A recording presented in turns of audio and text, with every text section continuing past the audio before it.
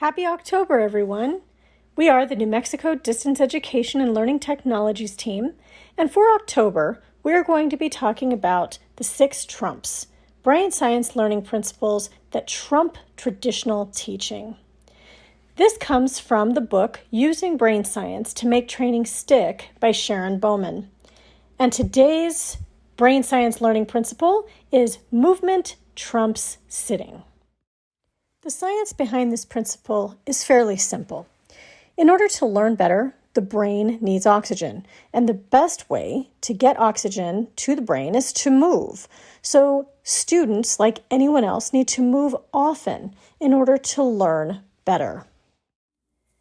Because the New Mexico Distance Education and Learning Technologies team focuses on digital and online tools that you can use for your instruction, first we're going to talk about how this principle can be applied in an online class, specifically a synchronous online class. Body breaks are a relatively easy way to incorporate movement into your synchronous online class. You would simply choose a time to allow students to get up, stand, walk around, stretch, do yoga poses, or dance for a short period of time, usually only about 2 to 3 minutes.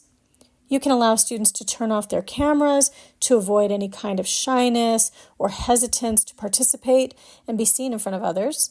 And you can play music so that students know that when the music is over, it is time for that body break to end, and this allows the brain to get that boost of oxygen and reset before they sit back down in front of their screens. Another way to incorporate movement into a synchronous online class is to incorporate a stand, stretch, and speak activity into your lesson.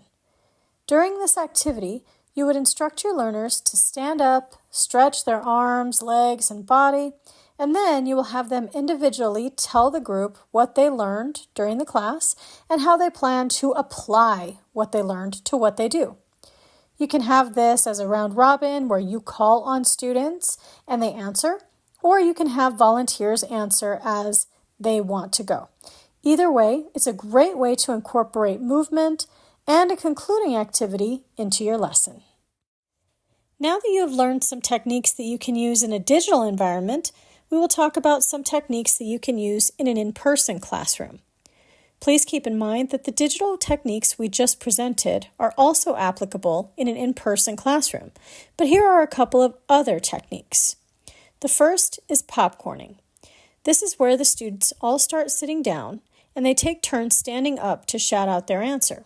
This is usually done randomly, and the first person who stands is the one who speaks. It's like popcorn because they're popping up out of their chairs in order to answer. The other one is called a walkabout. What you would do is you would have your students stand up and find 1 or 2 friends to walk with, and they would walk around the perimeter of the room and talk about how they plan to use what they have learned. When they get back to where they began, they thank their partner or group and then sit back down.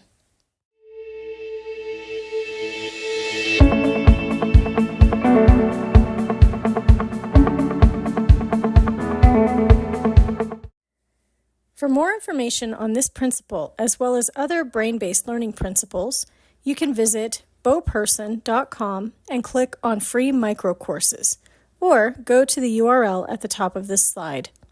You can also register for the in-person and virtual training from the back of the room courses at tbr.nmdelt.org/home.